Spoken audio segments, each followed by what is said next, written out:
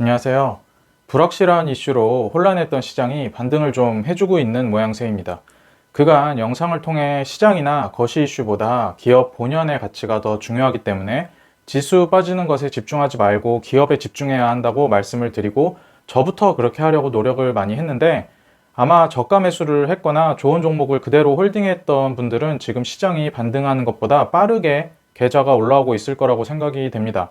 근데 이 영상을 보시는 모든 분들의 계좌 회복이 다 빠른 것은 아니겠죠. 주식 투자를 할 때 대부분의 사람들이 손실을 보는 것은 굳이 통계 수치를 제시하지 않아도 우리가 이미 알고 있는 사실이죠. 개인이 주식 투자에서 돈을 벌려면 어쨌든 손실을 보지 않고 이득을 보는 쪽에 속해야 하는데, 그러려면 반드시 다른 투자자 대비 내가 경쟁 우위에 있는 중요한 능력이 있어야 됩니다. 냉정한 시장에서 경쟁 우위가 없는 투자자가 생존을 바라는 것 자체가 모순이죠. 그래서 오늘은 이 경쟁 우위에 대해서 이야기를 해보려고 합니다. 시장에서 투자자가 수익을 내기 위해 가장 높은 진입 장벽은 무엇인지 이야기를 해보고, 이를 경쟁 우위와 연결시켜서 생각을 해볼게요. 그리고 마지막으로는 그런 경쟁 우위를 투자에 활용하는 방법도 생각을 해보겠습니다. 먼저 가장 높은 진입 장벽에 대해서 이야기를 해볼게요. 우리가 투자를 할 때 투자 대상의 가격보다 실제 본질 가치 성장이 더 중요하다는 이야기는 이미 수천 번 들었기 때문에 전혀 새로운 내용이 아니죠.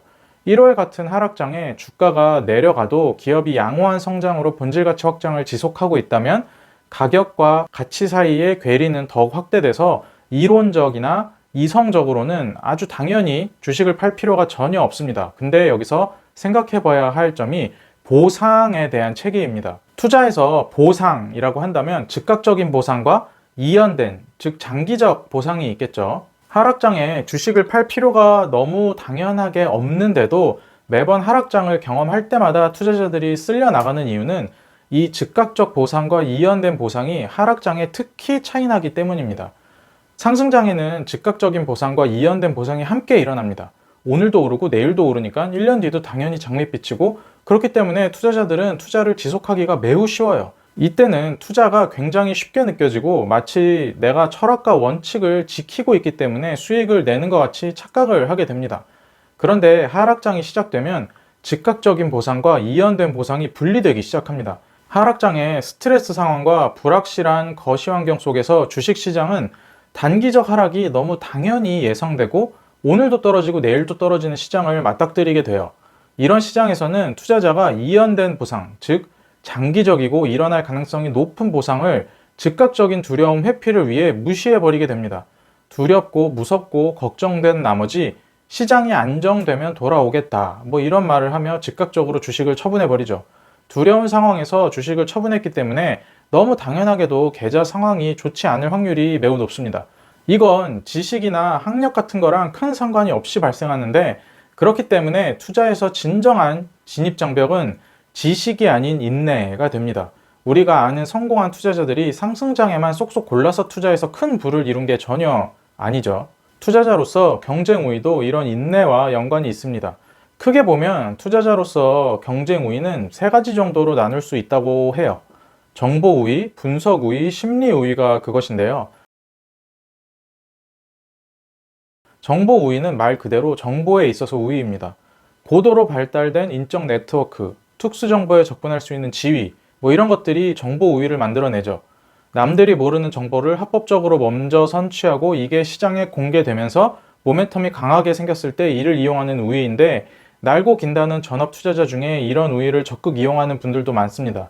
매매와 수급 형태를 보면 초단기적으로 거의 제로섬의 영역이라고도 할 수 있어요, 이쪽은. 이 정보 우위를 가지려면 남들보다 정보가 굉장히 빨라야 돼요. 반도체 장비를 예로 들면 어느 회사가 언제 어느 만큼의 장비를 어디로 납품할 것 같고, 퀄 테스트는 통과될 것 같고, 그 규모가 어느 정도인데 OPM은 어느 정도까지 예상이 된다.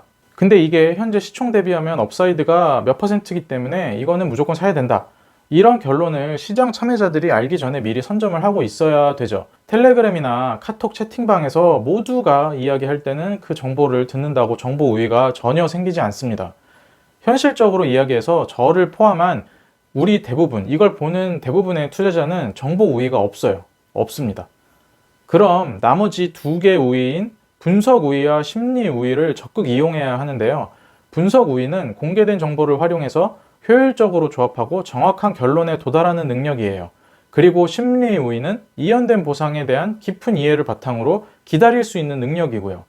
우리 일반적인 투자자들은 공개 정보를 활용한 분석 우위와 장기적 관점, 투자를 길게만 하는 장기 투자가 전혀 아니고 장기적 관점에 기반한 심리 우위를 조합해야 투자에 유리합니다. 유리한 게 아니고 거의 그 방법이 유일하다고 생각을 합니다. 정보 우위는 일반적인 투자자라면 사실상 불가능에 가깝습니다. 시장에 정보 우위에 대한 환상이 많죠. 그러나 저는 이게 없어도 무방하다고 생각을 해요. 분석 우위를 위해서는 최대한 예측 가능하고 안전한 것이 유리하죠. 그러려면 간단한 BM, 비즈니스 모델이 간단한 게 유리하고 성장의 초입에 있거나 혹은 본업은 탄탄한데 강한 시장의 오해를 받거나 혹은 둘 다면서 파악하기도 쉬운 기업이 유리하겠죠. 제 개인적인 경험으로는 2020년 말, 2021년 초에 아프리카 TV가 이에 가장 부합하는 대상이었다고 봅니다. 분석이 꼭 정밀하고 실적을 월 단위로 정확하게 추정해야만 분석 우위가 있는 것은 아니라고 생각합니다. 다만 기본 아이디어 훼손 여부, 방향성 지속 여부에 대한 판단은 틀리면 절대로 안 되겠죠. 이런 비즈니스 모델에 대한 정확한 판단과 결론이 있어야만 심리적 우위가 빛을 봅니다. 근거 있는 인내여야 똥꼬집이 아니게 되고 정확한 방향이어야만 인내가 수익으로 마무리될 수 있거든요. 결국 분석적 우위를 위해서는 기업을 알아야 하고 주어진 정보를 조합해서 결론에 도달해야 하며 이런 결론에 대해서는 훼손이 없는 한 심리적 우위를 이용해서 시장과 상관없이 쭉 끌고 가야만 이득을 볼 수 있습니다. 그럼 과연 분석적 우위를 이용해 기업을 아는 게 무엇이냐라는 물음이 따라오는데 제가 생각하기에는 필립 피셔의 분석 방법 예시가 가장 구체적이고 실질적인 방법이라고 생각됩니다. 필립 피셔는 직접 쓴 책인 위대한 기업에 투자하라에서 12가지 분석 접근을 제시했는데요. 거기 가장 먼저 나온 1번과 2번이 가장 중요하고 직관적인 접근 방법이라고 생각을 해요.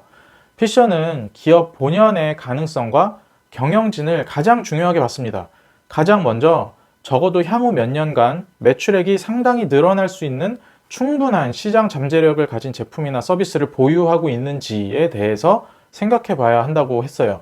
결국 좋은 주력 제품을 통해 쌓은 양호한 현금을 R&D나 신제품 개발에 효율적으로 사용하고 이를 통해 시장을 확대하고 신제품을 판매함으로써 기업은 계속 성장한다고 이야기를 합니다. 결국 한마디로 이야기하면 기업에 그 다음 것이 있느냐는 것이죠. 우수한 BM을 바탕으로 얻은 현금 흐름을 활용해 해자를 강화하고 신사업을 강화하고 있는지, 그래서 가까운 미래뿐만 아니고 향후 몇 년간 꾸준히 성장할 가능성이 있는지를 판단해야 하는데 이 바탕에는 무조건 경영진이 개입을 하게 됩니다. 결국 투자자를 대신해 장기적 관점에서 회사의 의사결정과 자본 배분을 결정하는 전권을 쥔 사람은 경영진이기 때문에 우수한 비즈니스 모델은 경영진과 무조건 연결이 됩니다. 필립 피셔는 이렇게 말해요. 경영진은 현재의 매력적인 성장 잠재력을 가진 제품 생산 라인이 더 이상 확대되기 어려웠을 때에도 회사의 전체 매출액을 추가로 늘릴 수 있는 신제품이나 신기술을 개발하고자 하는 결의를 갖고 있는가? 결국 1번 물음과 연결이 되는데 그 다음 이거를 준비하고자 하는 의지가 있냐는 말이죠. 피셔는 신제품이나 신기술이라고 말했지만 소비재로 말하자면 신시장, 확대 가능성이 높은 신시장도 마찬가지라고 생각이 됩니다. 성장의 초입에서 경영진이 강력한 의지를 갖고 명확한 방향성을 일관적으로 제시하는 기업이 당연히 투자자에게도 훨씬 유리하겠죠. 실제 투자 케이스로 보자면 수도 없이 많습니다. 굳이 막 복잡하고 어려운 기업으로 가지 않더라도 많습니다. 현재 보유하고 있지 않으니까 제 과거 경험을 말해보자면 아프리카 TV가 광고 매출을 확장할 당시에 이와 같았고 미원 상사가 전자재료 매출을 확대할 때 이런 모습이었어요. 그리고 더 큰 시장으로의 진출을 앞에 놓고 적극적인 의사결정을 하는 기업들이 앞으로 이와 같겠죠. 주식시장에서 가장 확실한 성공 방법은 장기 EPS 성장에 따른 멀티플 리레이팅이 같이 나오는 것이고 결국 현재 증가하는 제품 수요를 지속적으로 확장시킬 새로운 상품이나 시장 진출이 핵심이 됩니다. 그리고 그 바탕에는 1년에 계속적인 성장 동력이 있어야 2년, 3년의 성장에 그치지 않는다는 것을 누구보다 잘 아는 경영진이 바탕에 있는 것이고요.